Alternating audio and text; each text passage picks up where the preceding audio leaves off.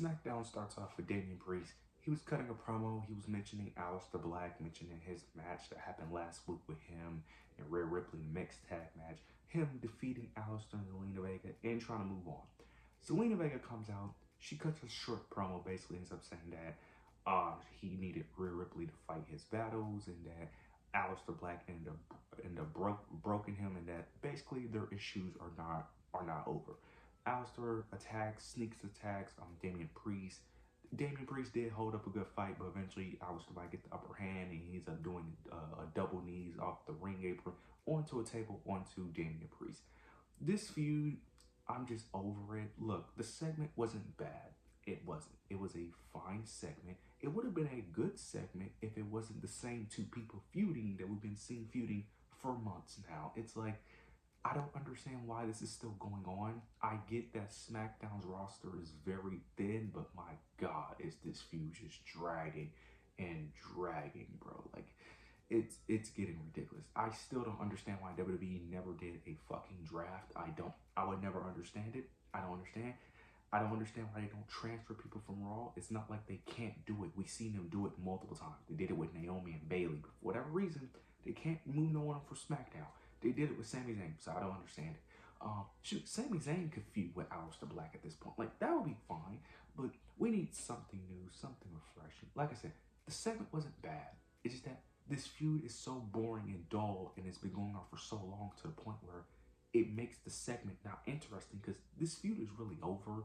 Aleister Black won the feud with a last man standing match, but WWE has this weird fetish with Damian Priest where he can't lose a feud. Like, I like Damian Priest, I do, but my God, can the guy not lose a feud? Like, I don't understand it. Like, it's very weird. Look, I get they want to protect Damian, but him losing this feud does nothing for either. It does nothing for Damian if he loses the feud. It doesn't really hurt his credibility, but I don't really understand it. I don't. Look, it is what it is. It's unfortunate because I like everyone involved in the feud, but this feud has ran its course. It ran its course, and it's time to just move on. So I hope they finish this feud next week, but we'll see how this plays out, but I'm just over it. But it was a fine segment, though. Afterwards, though, we do end up getting a women's tag team match between the Kabuki Warriors, Nia Jax, and Lash Legend.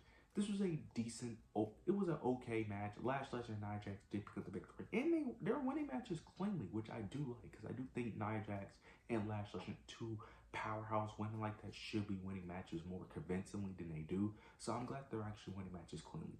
After the match, though, we end up getting Alexa Bliss, Charlotte Flair come out, attack, due to Nia Jax and Lash Legend attacking them. They basically want their opportunity at the tag team titles, but I know that Rio is going to get their shot first, so we'll see if the Kabuki Warriors are even champions by then.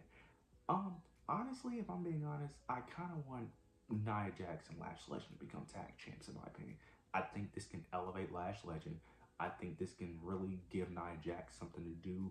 And I really think that them getting the tag titles can really elevate them where everyone else don't really need them, don't really see the point.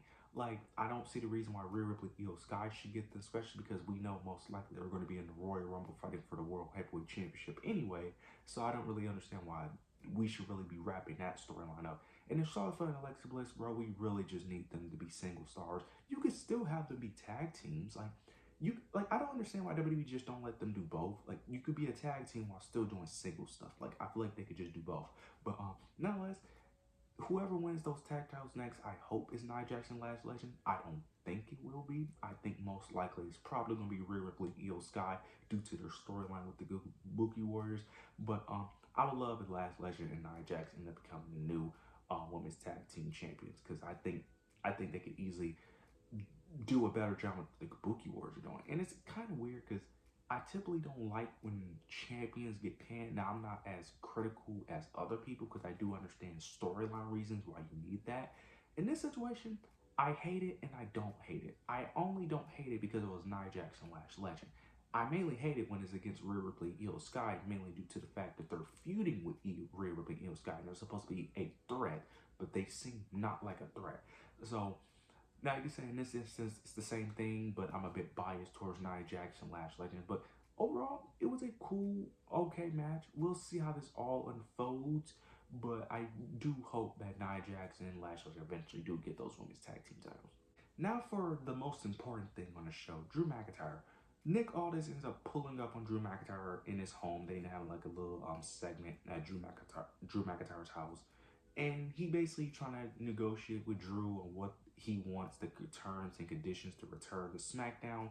And Drew's conditions were basically he gets his WWE title match, but he gets to choose the stipulation, and Cody Rhodes cannot attack him before his championship match, or he gets stripped of his championship. Okay. Eventually, Cody does end up agreeing to these terms. They end up having a promo segment with him and Nick Aldis, which I thought was really good. Cody ended up telling Nick that he doesn't work for him; it's the other way around. He works for me. He works for him, which I thought was great. But this feud, I want to like it. I do. I want to get invested. I really want to believe that they're finally going to pull the trigger roll. And I even thought for a minute, like, hold on, wait a minute. They may actually have it. No, they're not going to have. No, he's losing. I just can't, bro. I want to be wrong. I want to be wrong, but I can't buy it. I just can't. Like, Drew McIntyre has been a loser for way too long for me to buy into the fact that he's going to beat the quote unquote quarterback of WWE. Like, I'm sorry. I just can't buy it. Especially with a lackluster story. This would have been different if this was Kevin Owens with their amazing feud. Or, like, you know what I'm saying? I feel like with someone like Cody, you probably would build it up, kind of like what they did with Roman. But who knows? Maybe I'm wrong. Maybe Drew is going to win, but I just can't buy it. I want to believe in it. I want to.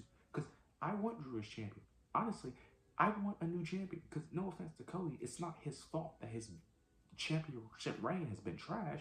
It's not his fault that he's on a roster with no opponents to really face, with no story, with terrible booking. It's not his fault, but we just need something new, something refreshing. And plus, with someone like Drew McIntyre, it creates more intrigue because there's more options to actually beat a Drew McIntyre.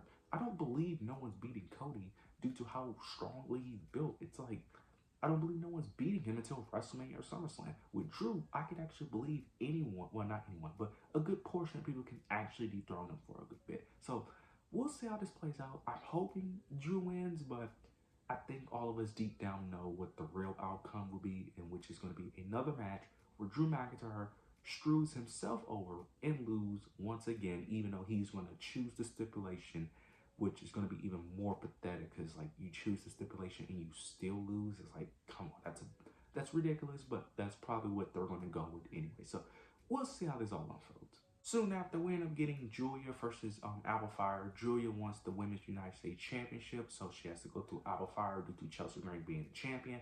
And honestly, I do not care. I'm sorry, I just don't care. And it seems like the crowd did not care either, and I don't blame them. And it's not the women's fault. It's not. It's the booking. I love Alba Fire. I love Chelsea Green, but it's clear that WWE do not care about that Women's United States Championship picture at all. They don't care about. They're doing more effort on building the Women's United States Championship picture on NXT than they are on the main roster, which makes no sense. But it's clear as day they don't care about the SmackDown Women's division, so I don't really care. To be honest, I was paying more attention to Chelsea Green than I was the fucking match, and that's sad because she was the most entertaining thing about the fucking match, if I'm being honest. So we'll see how the match plays out. I don't think Julia will win. I don't think she should win because what's the point? It's not like they're going to do anything. It's not like it's going to elevate her unless they're actually going to book her. But how are they going to book her? There's no division. But nonetheless, I'm not even going to speak about this because I have nothing more to really say. But that Women's United States Championship picture is just doomed. We do end up getting a quick tag team match between Carmelo Hayes, Ilya Dragunov versus DIY, continuing that storyline. But I do think this is the end of the feud. It was a solid match for what it was. It was like a 10-minute match. It wasn't that long. Melo and Ilya ended up picking up the victory as they should. This is definitely going to continue the story of eventually Carmelo Hayes chasing after Ilya as well. So I do like them being kind of friends, which probably could potentially turn into a rivalry down the line. And they can really drag this out. I like what they're doing with this whole Carmelo Hayes Ilya storyline with them, you know, being on the same side, but also have a mutual respect due to their NXT days. I do like it. I'm assuming this is the end of the DIY storyline with Tommaso Ciampa and Johnny Gargano because there's really no point to continue this because Ciampa lost his U.S. title shot, Johnny lost his title shot, and they lost a tag match. So I think this is the end, but I'm very excited to see Carmelo Hayes and Ilya Dragunov on the main roster to see how that plays out.